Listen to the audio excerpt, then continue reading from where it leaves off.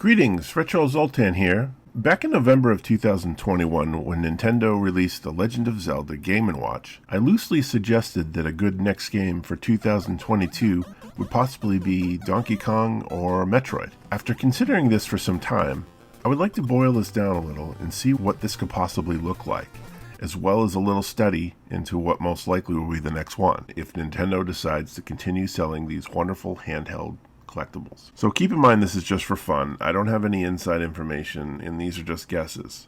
With that said, let's see if any of my predictions will come true. Just a few observations here. I'm assuming this would most likely have to be a Nintendo title. I would go bananas for Konami's Castlevania, but I don't believe Nintendo would make this.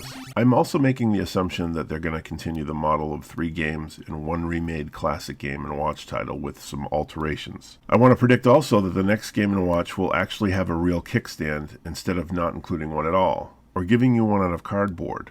You can kind of display it. But there must have been a good reason why they were doing that, right? Are they going to start selling stands? That might be a thing. Controls most likely will match what we saw in 2021 with a start and select, only because I think it would be easier for them to just keep using the same hardware design. Prediction 1, Donkey Kong. Donkey Kong is probably the most well-known game of all times, so it clearly deserves to be on the next device. If they decide to do this, my prediction is that the device will be colored brown to match the original Donkey Kong 2 Game & Watch. This is the obvious classic. Can you imagine hearing this music coming out of a Game & Watch? Donkey Kong 3. This will certainly throw people off and get people talking about how much they hate or love Donkey Kong 3. Possibly the best free publicity for Nintendo. So I can already hear them laughing about this. Donkey Kong for Game Boy. This by far is one of my favorite Game Boy games because, well, it just keeps going on and on. If you love Donkey Kong levels, this will not disappoint. It's fun as hell. This alone would be all I would play.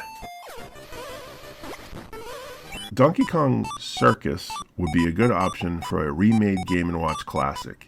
Even though it was on a different type of Game & Watch, not a lot of work would have to be done here. And it's in color, which most people will be happy about. I'm guessing if they do this, they might remove Mario. He's kind of a jerk in this.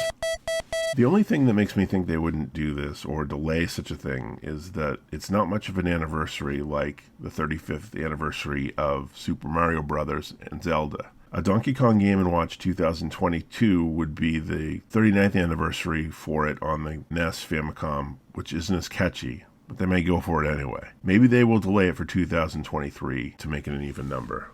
Prediction 2, Metroid. I would love to see a Metroid Game & Watch in 2021. I can see it happening, and I can see people going bonkers for this thing. I would think this particular Game & Watch would be awesome in black, or maybe a dark blue to match the Zero Suit. Metroid, the original classic. When this game first came out, I couldn't stop playing it until I finished, and I've never had the patience to beat it since. What better way to try again than on a tiny screen? The jury's still out on how people feel about this version of Metroid, but the true fans will have no issue with this. Super Metroid. This is a risky prediction because Nintendo has yet to put a Super Nintendo game on these devices, and I'm not even 100% sure it can handle it. But if they did, I'm positive this would change everything. Metroid 2, Return of Samus. This is a no-brainer and follows suit with what they have done for Zelda by including a Game Boy game. Manhole, Altered.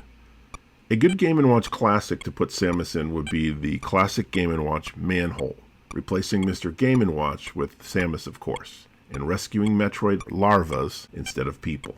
Prediction 3, Kirby. I literally am predicting this only because the date of its first release in 1992, it would be in Kirby Pink most likely, and would certainly be a game more played than collected in my opinion. Kirby's Dreamland. Starting right out of the gate with the original Game Boy version, certainly would be different from what Nintendo has done so far in 2020 and 21, but not undoable. Kirby's Adventure. A classic that cannot be ignored.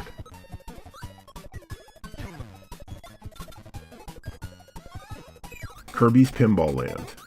It might upset people who really wanted more NES titles, but there aren't any, unless if you think this thing can handle the Super Nintendo to play Kirby's Dreamland 3, but most likely not.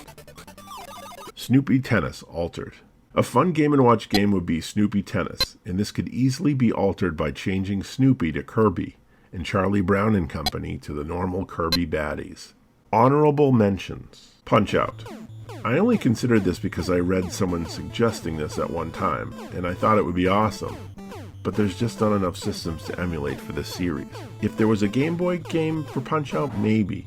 But no, I doubt this will happen. Pokemon. Since Nintendo owns Pokemon, this feels like a no-brainer. But there were no Pokemon NES games, so it would consist entirely of Game Boy games, which would at that time be repetitive and make it boring. I just don't think Nintendo would risk it. Jury is still out if Nintendo's going to make more of these. Zelda may be the last one. However, if they keep going with these games, with the series, they will soon run out of games to emulate, unless if they make these things more powerful. I have my doubts they're willing to do this.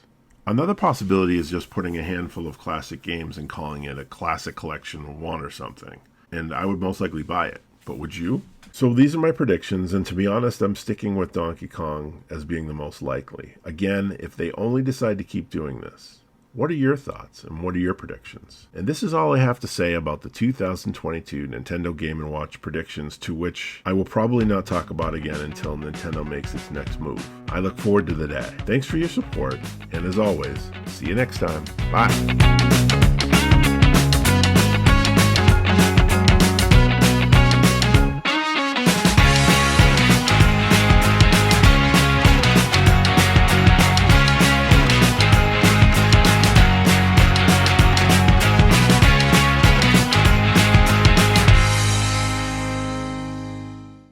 Thank you for watching.